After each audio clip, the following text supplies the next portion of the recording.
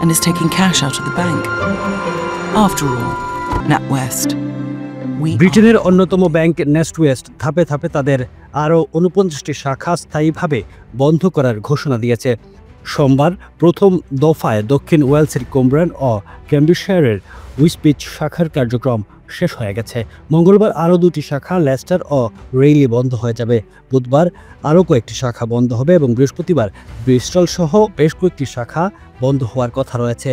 ব্যাংকের পরিকল্পনা অনুযায়ী শুধু সেপ্টেম্বর মাসেই মোট 26টি শাখা বন্ধ হয়ে যাবে।